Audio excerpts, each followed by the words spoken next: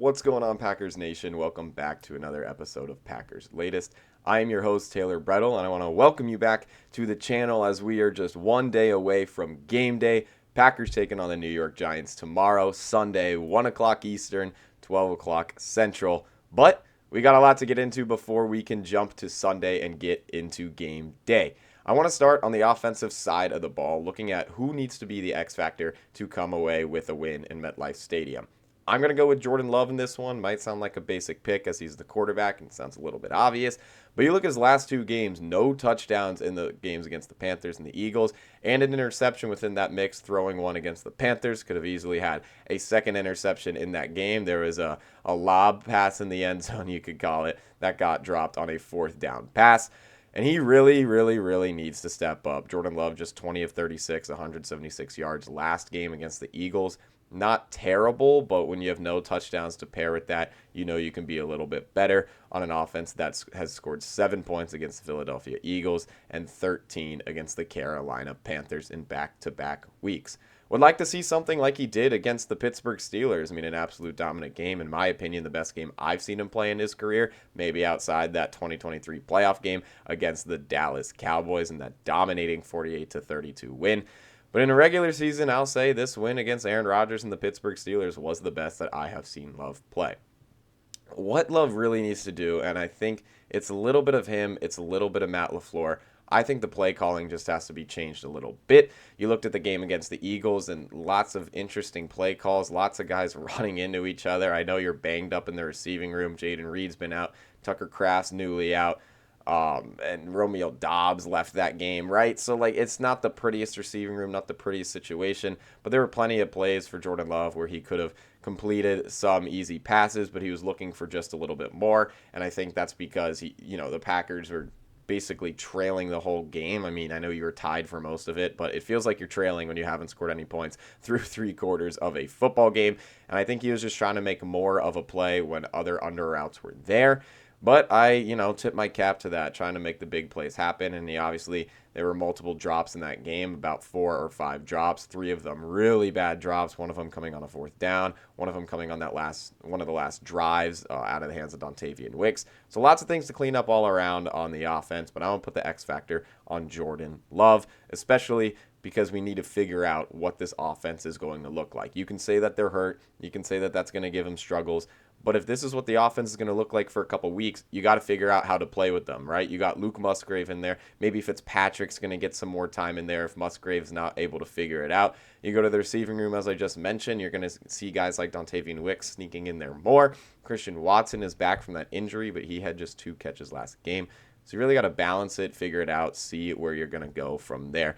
But this is a Giants defense that has been pretty beat up and that has not been great. It's a Giants defense that in a game where they were leading 17-7, gave up some late points to lose 24-20 to the Bears last week. So anything is possible. I feel like this is a get-right game for the Packers as a whole, but I think offensively this will be a big one for Love. He has had struggles against the Giants in the past. I mentioned that game where they lost to Tommy DeVito and the Giants, where Tommy DeVito threw for 81% completion.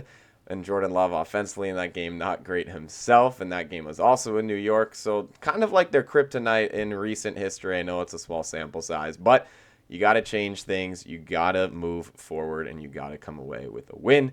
And Jordan Love being an X factor will be a huge reason why. Let's move over to the defensive side and look at the X factors there.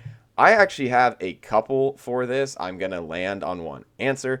But to just go over some of the groups, we got to start with Micah Parsons and Rashawn Gary. They've been one of the best defensive end duos this season. But you go to last week's game against Philadelphia, and don't get me wrong, Philadelphia, very good O-line. You got a mobile quarterback that can move and escape out of that pocket. And you're arguably the best team in the NFL.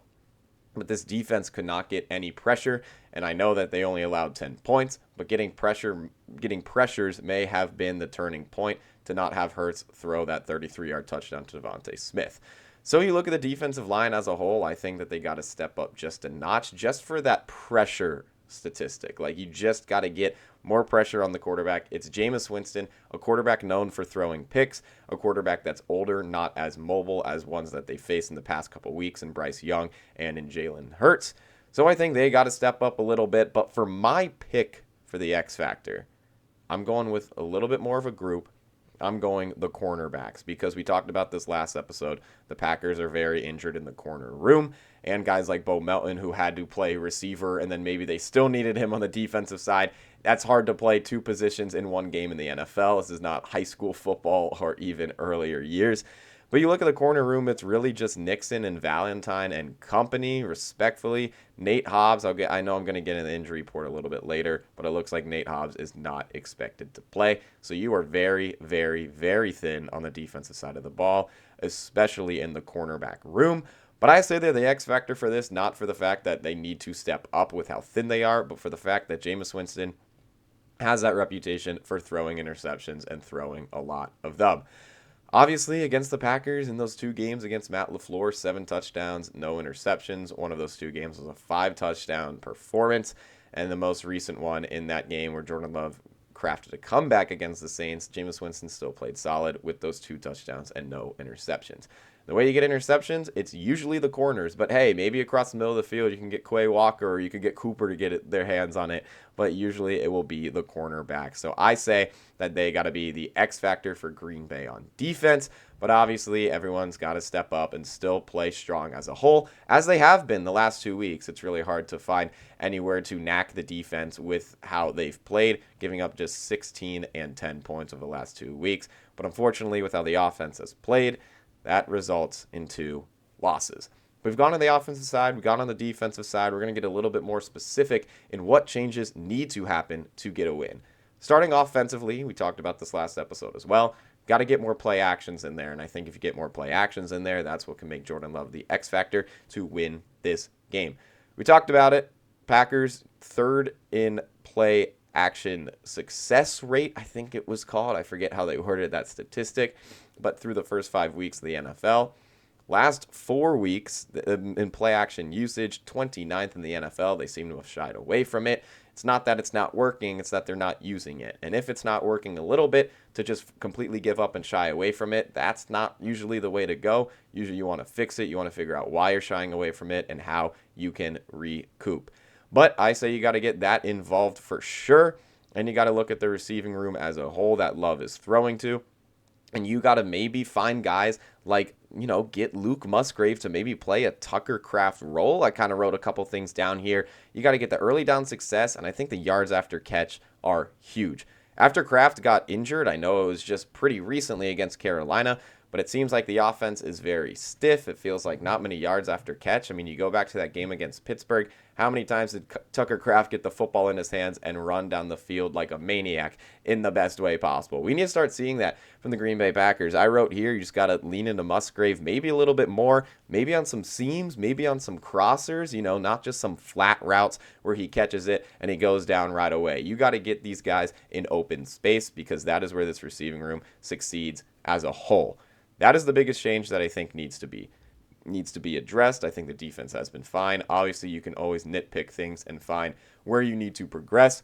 But I say the changes that need to be made are the play calling / just getting guys way more open downfield. And one more tidbit on the offense for a change that needs to be made. You got to get Josh Jacobs in space, okay? I wrote a couple things here. Just 3.8 yards per carry this season. This is a Josh Jacobs running back. That is a Pro Bowler. He led the NFL in rushing yards in a season when he was with the Raiders. He is an absolute stud. We saw that last season in his first year with Green Bay. He still has 11 touchdowns this season. But it's all just right at the goal line. He really is not having those explosive runs. He's having to make a lot for himself because he's not getting that space that the offensive line could be giving him. He's not getting these good gaps. So they got to block better for him. They got to get him in open space. So I guess overall, with this segment that I'm talking about, I would say get in open space. Make it sound easier said than done, but downfield, get guys like Musgrave running like how Kraft runs. In the backfield, give Josh Jacobs those holes that we saw him get many times last season. That makes him one of the best running backs in the NFL. But going into the final segment, the final Green Bay Packers injury report. Obviously, it's Saturday. Who knows if something could happen before Sunday's game? But usually when you look at an injury report on Saturday, it is pretty final. I don't have to go all the way A through Z as there are a lot of names on here, unfortunately.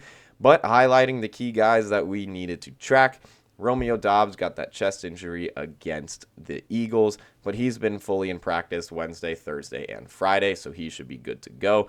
You look at another receiver, and Matthew Golden battling that shoulder injury. He practiced all Wednesday, Thursday, and Friday, but at limited participation. He's still listed as questionable, but questionable is better than doubtful. Questionable is better than out, but that's someone that we're going to truly have to wait and see.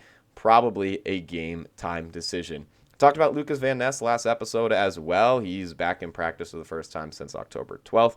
He has moved up to questionable. He did not practice Wednesday and had limited practice Thursday and Friday. Will be interesting to see if he's back or if they give him the week off. The last thing you want to do is rush a player back and re-aggravate that injury. Lastly, Savion Williams, another receiver for Green Bay that is battling injuries. He's battling his foot injury. He's been in practice Wednesday, Thursday, and Friday, but just at a limited amount. He is listed as questionable. And then actually one more to touch on. I talked about it a little bit already. Nate Hobbs is officially ruled out, making that corner room rather thin. But everyone else, for their game status, there is nothing listed on that injury report, so it should just be that crew of 4 with Nate Hobbs out, unfortunately, and Golden, Van Ness, and Savion Williams all being questionable.